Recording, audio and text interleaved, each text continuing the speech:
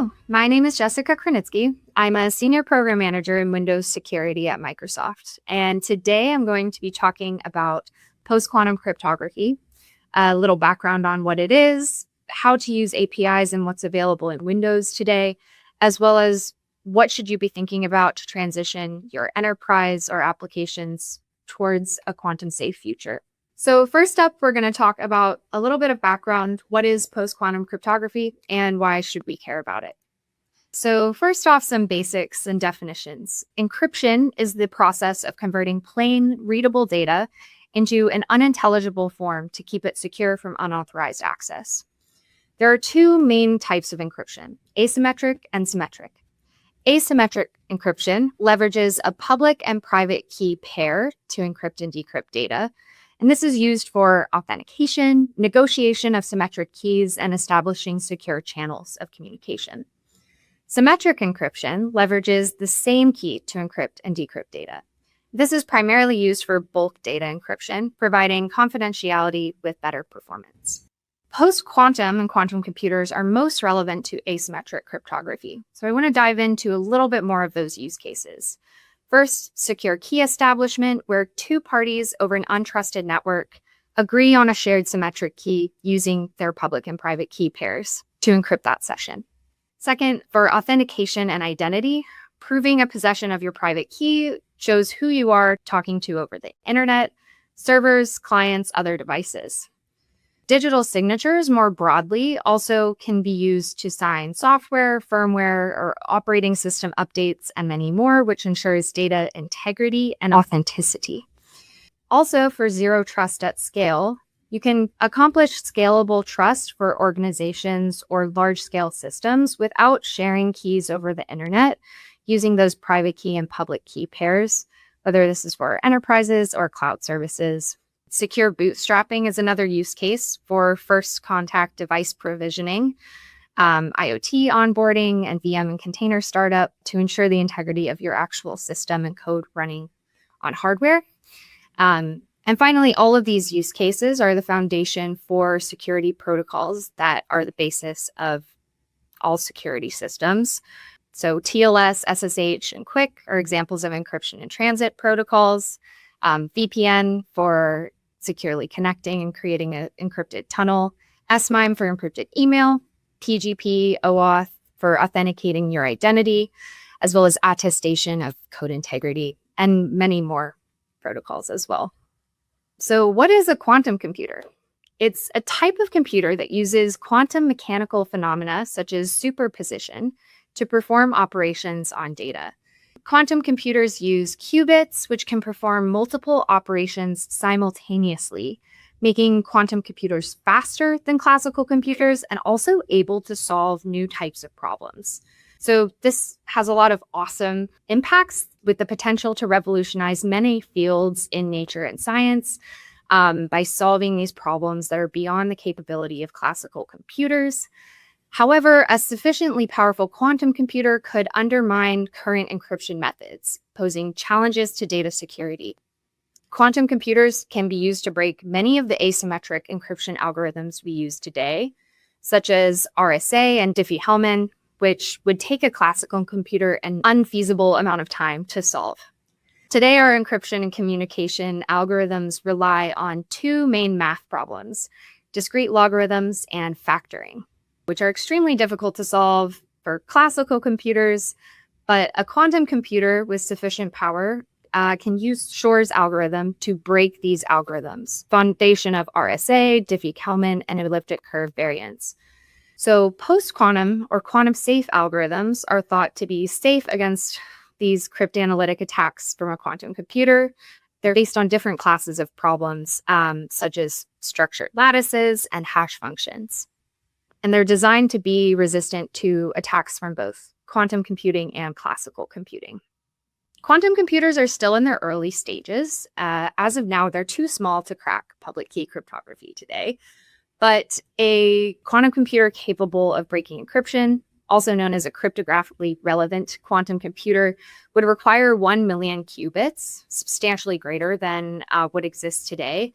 But even though the use of this quantum computer to break cryptography is still in the future, the threat is still realized today.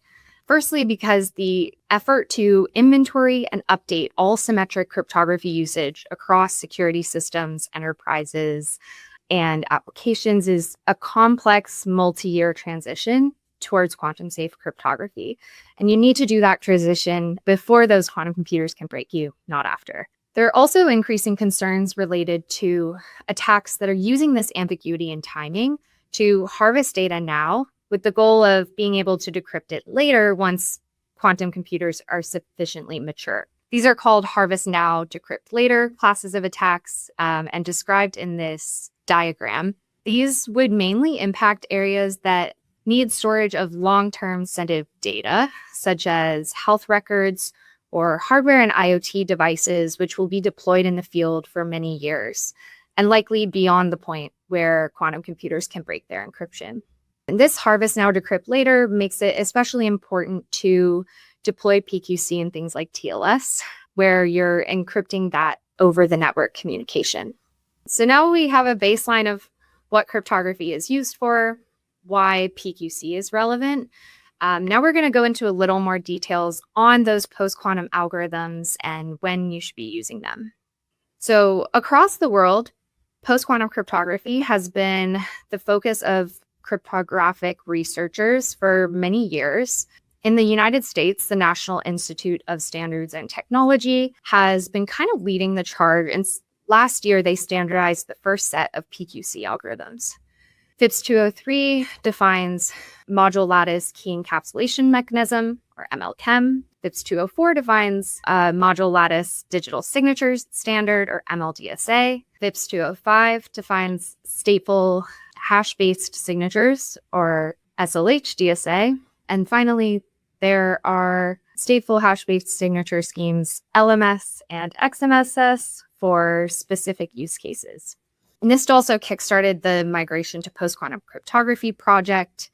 And beyond the US, the International Engineering Task Force, as well as the ISO, are actively working to bring these algorithms into protocol and certificate standards so that they can be rapidly adopted.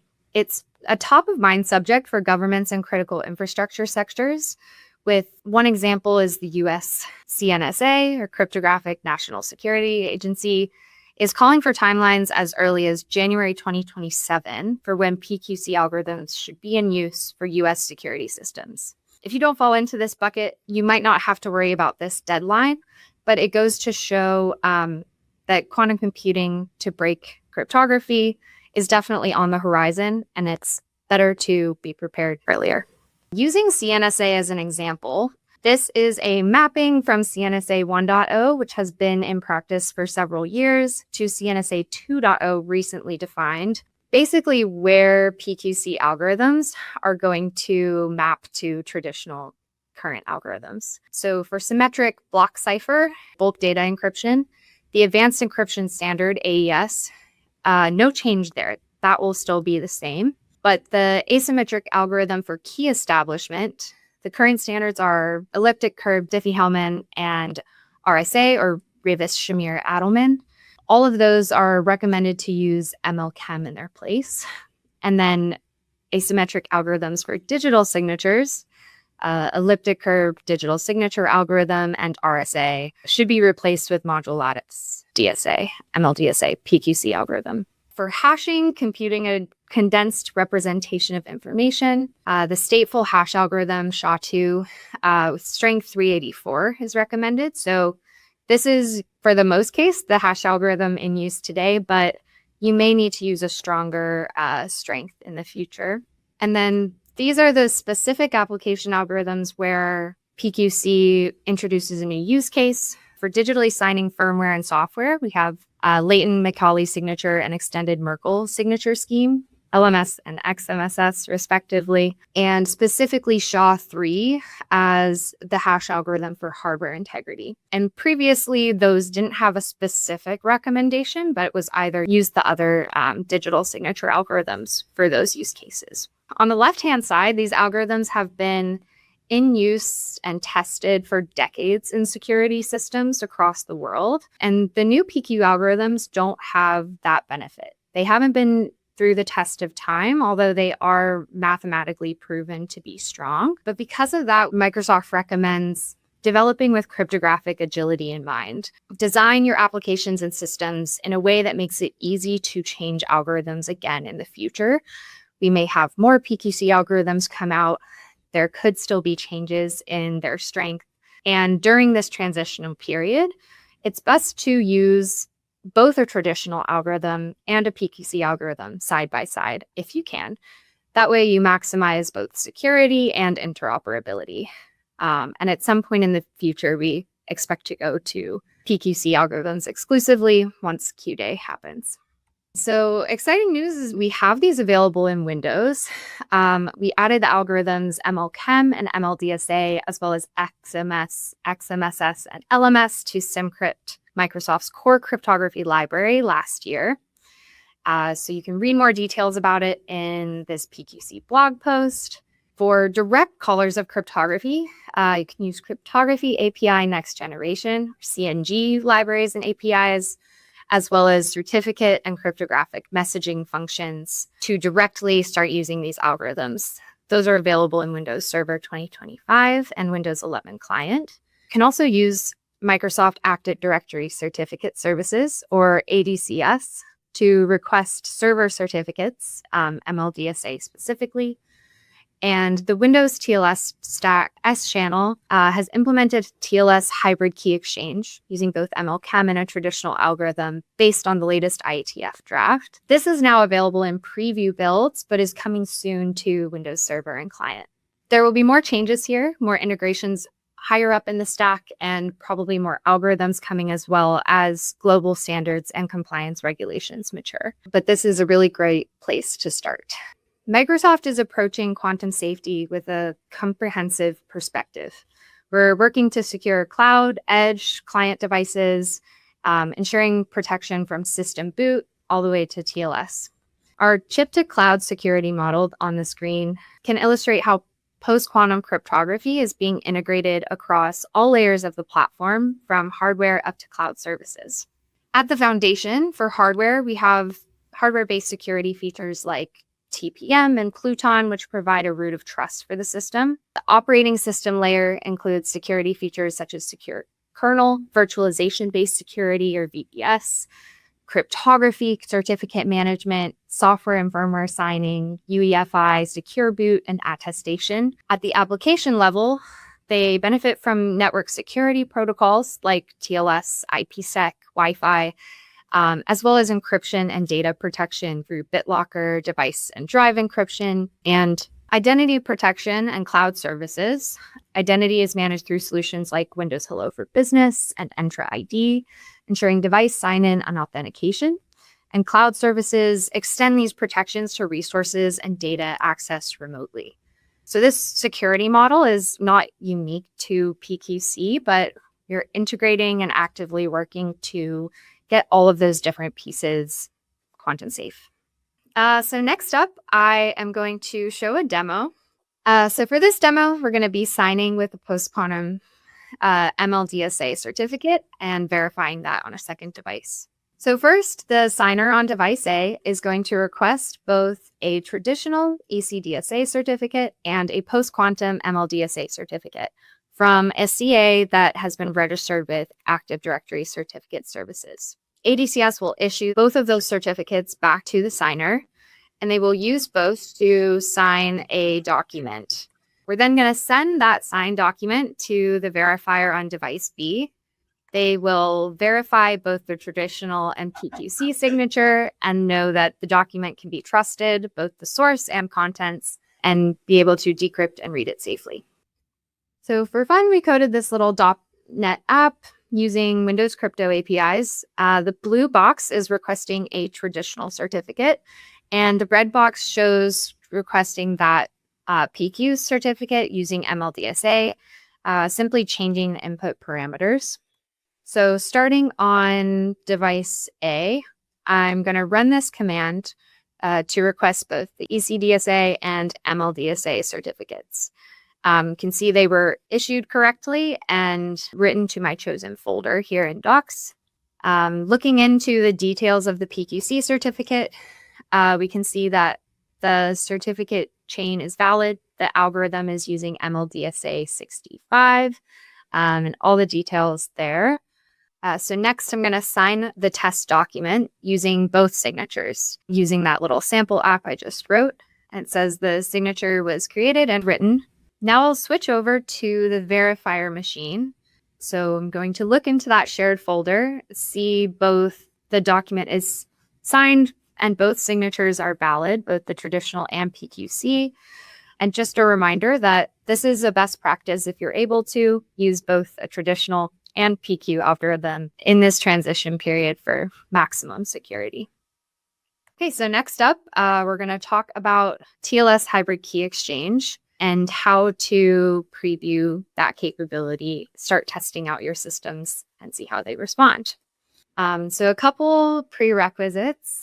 S-Channel is the native Windows TLS stack and is adding support for ML-Chem hybrid key exchange groups. As I mentioned before, this is currently only available in insider program builds, but it's coming in the next months to client and server. And one important call out is that protocol support for PQC algorithms is only being added to TLS 1.3, which is the latest protocol version.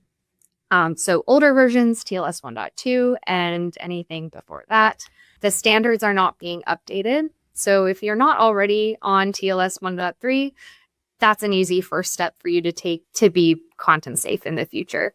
Applications can use TLS in many different ways.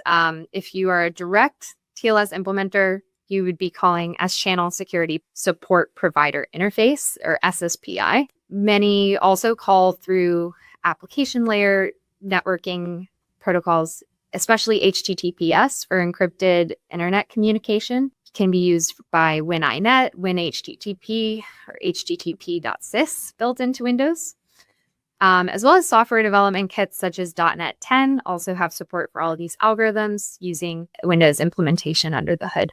So yeah, if you are using SSPI, make sure you're using TLS 1.3 and handling SecI renegotiate calls correctly. We have lots of MS-Learn documentation on troubleshooting and how to program against TLS 1.3. So the new hybrid key exchange groups combine ML-Chem with a traditional algorithm. Curve 25519 with ML-Chem 768, elliptic Diffie-Hellman 256 with ML-Chem 768, or elliptic curve Diffie-Hellman with Sec P384 with ML-Chem 1024. So that's going to be the highest security bitwise strength, but the lowest performance. Where they're available on your build of Windows, these groups can be enabled and prioritized on devices using the same mechanisms that exist for elliptic curves and TLS. So these configuration methods, different options. TLS PowerShell commandlets are great for figuring a local system. Group policy registry settings are best for domain and on-premise devices, managing devices at scale, and mobile device management are preferred for cloud-managed devices. I do want to call out that group policy and MDM settings will override any local system settings that are done with commandlets. And how to use all these different things and prioritize lists above each other are well defined in this Learn document. So first, our example for TLS PowerShell commandlets, we're going to list available ECC curves with get TLS ECC curve. In this example, looking at the 25519 hybrid, if it's listed there, we will use the enable ECC curve, providing that name to enable that curve, and then verify that it has been enabled with the get command again. And the get command will only list what is available on that machine. For group policy, it's this path under computer configuration, administrative templates. You'll go to network, SSL configuration settings, and ECC curve order. And to prioritize these new hybrid groups, you would just add them to the top of the list. What is listed is the current default order, and this will apply to any devices it targets. And then finally, mobile device management CSP. This is just another configuration setting where you're listing basically the same thing as group policy, just in a different location. And this is an example of where that location is and what is there if you wanted to deploy in a script method.